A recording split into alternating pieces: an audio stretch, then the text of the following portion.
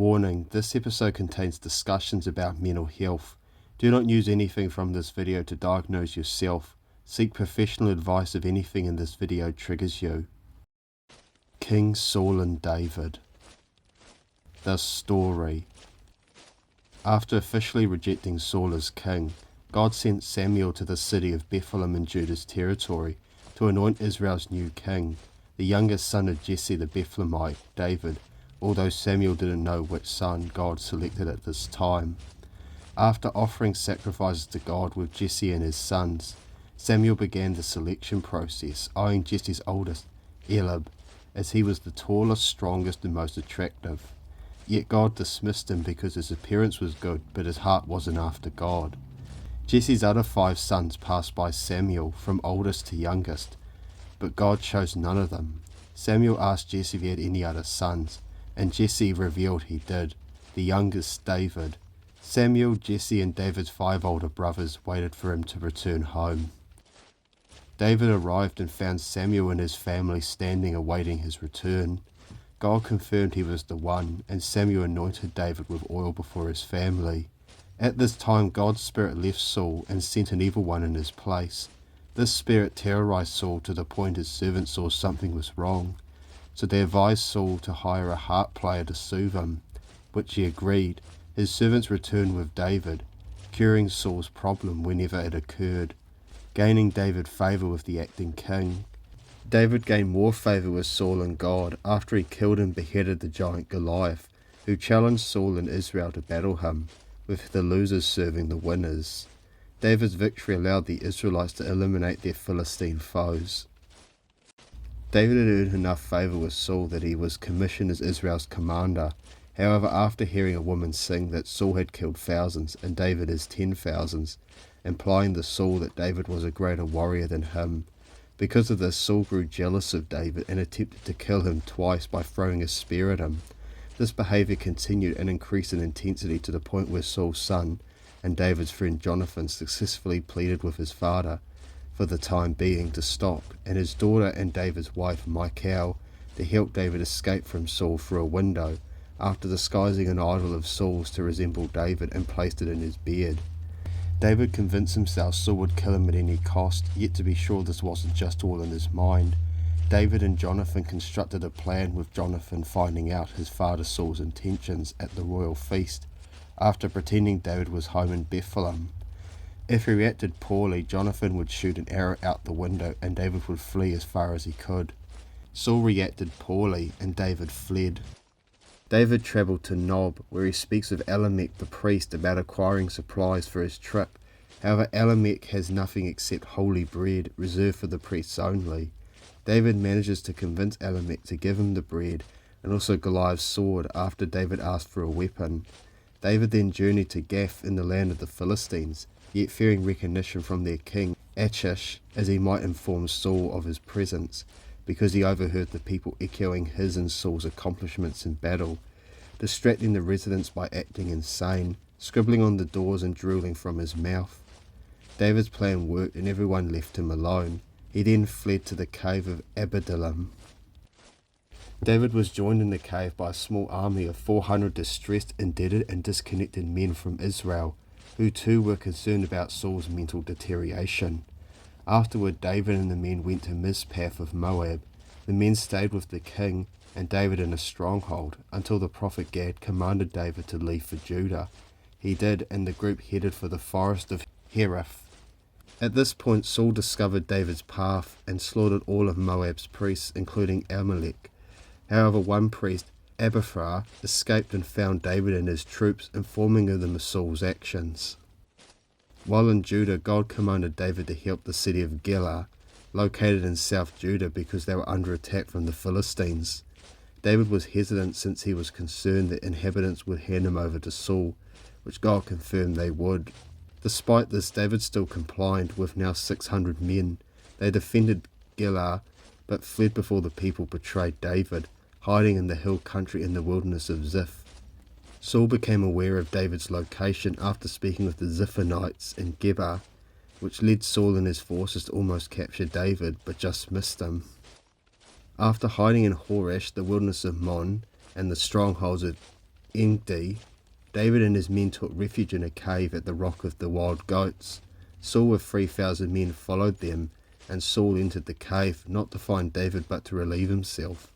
David and his men saw Saul, and the men encouraged David to kill him, seeing this as an opportunity from God. David agrees, but at the last minute he switches, only cuts off the corner of Saul's robe, refusing to hurt the Lord's anointed, as he knows it would anger God.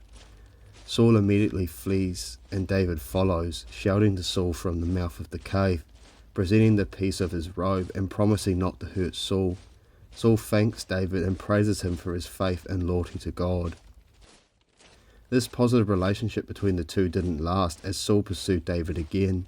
Yet this time David and his men hunted Saul and his troops, sneaking up on them by night while they were camping in the hill of Hachilah. David found Saul sleeping and vulnerable, yet like in the cave, David didn't kill Saul, only stealing Saul's spear and water jug as a sign of his visit. David left the camp without detection, because God placed everyone on Saul's camp under a deep sleep so David could send this message. Saul took the sign and retreated. Nonetheless, this didn't last, as David feared Saul once again. Interestingly, David sought refuge in the land of the Philistines, specifically Gath. David eventually earned the respect and trust of the Philistine king Achish, who commissioned him to rule over the Philistine town of Ziklag. To continue his cover, David participated in raids of the surrounding nations, even pretending to participate when the Philistines invaded Israel, solidifying Achish's trust in David so David could continue to use the Philistines as a shield between him and Saul. Yet David's cover didn't last. Achish discovered he was an Israelite and immediately dismissed David and his men from their duties in the Philistine army and commanded them to return to Ziklag. Concerned, David would turn and side with his people during the Philistines' battle with Israel. Things weren't any better in Ziklag, returning to find the town destroyed by the Amalekites and their families and possessions gone. After initially grieving, David and his troops pursued the Amalekites, who did this and retrieved their possessions and rescued their families. While this was going on, Saul, knowing war with the Philistines was coming, sought wisdom from an old friend. Disguising himself, Saul required the services of a spirit medium to raise Samuel's spirit to ask for his guidance. The woman recognized Saul, but Saul reassured her nothing would happen to her if she fulfilled his wishes. The spirit medium raised Samuel from his rest, who immediately scolded Saul and confirmed David would succeed him as king, and Saul would die in the upcoming battle with the Philistines. Saul was terrified by the news and left in fear.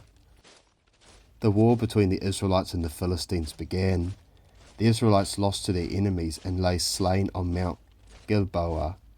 All of Saul's sons died, including Jonathan, and Saul was severely injured. Saul knew it was over, so he asked his sword-bearer to end him, which he agreed. The Philistines returned to the battleground to collect the spoils. They found Saul, beheaded him, and placed his weapons in the temple of Ashtaroth. The Israelites found Saul, Jonathan, and Saul's 2 other sons, and buried them under the tamarisk tree at Gabesh, and fasted for 7 days and mourning, ending Saul's reign as king and his pursuit of David. Digging deeper. We'll spend this section analysing Saul's potential mental health issues. Although we cannot be positive about this due to the events occurring thousands of years ago, and because we have limited evidence and records of Saul's life, it is still interesting to discuss. Most consider Saul to suffer from depression, which gradually evolved to become more manic as the years went on, and was most likely caused by his sudden and unexpected dethroning as king. However, the British Journal of Psychiatry, Volume 198, Issue 3 from March 2011, claims Saul exhibited mania in 1 Samuel 10 verse 10 to 13, before he was removed from his kingly duties. This passage describes a moment when Saul behaved drastically out of character, even surprising the group of prophets. Yet you could argue Saul was experiencing a special and intimate moment with God. As the text states, the Spirit of God came upon him mightily. Nevertheless, Saul's later behaviour during his friction with David hints at this incident occurring partially due to some form of mental condition. 1 Samuel 19:23-24 records another example of this behaviour. Verse 23 documents Saul prophesying on his way to Naroth, In verse 24 describes Saul's actions increasing from last time in chapter 10. This time Saul stripped naked, lay down all day and night, and prophesied in front of Samuel. Again, the text states he was filled with God's Spirit, implying this was another special interaction with God. But still, incorporating Saul's other behaviour makes this again an uncertainty.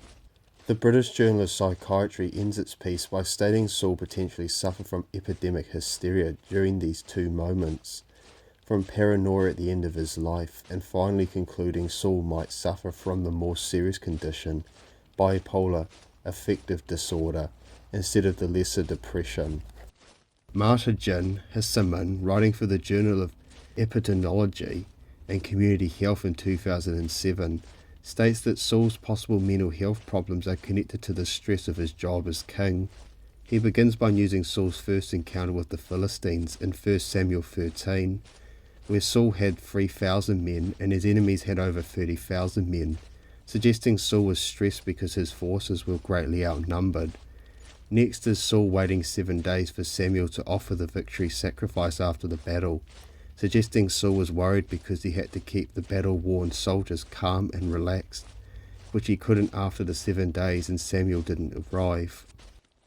Hissaman concludes that Saul's possible depression started after this conflict between Saul and Samuel. Saul gives in and offers the sacrifice, and Samuel arrives, scolds him and removes Saul from his kingly duties. This breaks Saul and his mental decline begins. In my opinion, it's possible Saul could have avoided this stress and hardship if he fully trusted God.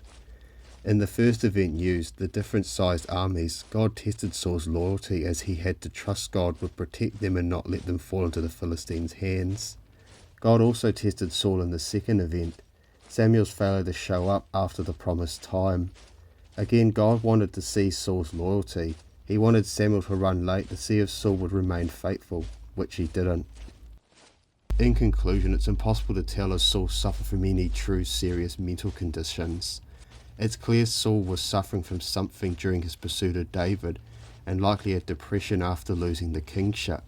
But his prophetic outbursts in 1 Samuel 10 and 19 could be Saul experiencing intense spiritual moments with God, and the stress Saul suffered during the first battle with the Philistines could have been avoided through trusting God was with him and the Israelites. However, due to lack of information, it's impossible to draw any precise conclusions. What to learn? What should we take away from the story of David and Saul? I believe it shows us the danger of jealousy. Although it's doubtful to end in attempted murder and harassment like Saul and David did, however, it is likely to damage or even ruin your relationships with others. At the beginning, Saul and David's relationship was great. David helped calm Saul with his harp playing when Saul was stressed and depressed. He defeated Goliath and helped Saul and the Israelites achieve victory over the Philistines. He married Saul's daughter, Michal, and had an incredible friendship with Saul's son, Jonathan. Despite this, Saul's attitude towards David would change forever when he overheard a woman claiming David had killed tens of thousands of Israel's enemies, while Saul only thousands. This claim hurt Saul, making him feel inferior to David. Yet as far as we know, Saul never verified if this claim was true, but still decided to turn on David, who had been nothing but loyal, hunting and trying to kill him for years, only stopping because Saul died. How does this apply to us today? Like Saul, we have times of jealousy towards others for the opportunities and possessions they have. During these moments, we should look at our own lives, see what blessings God has bestowed on us, and see all the things God has done throughout our own lives.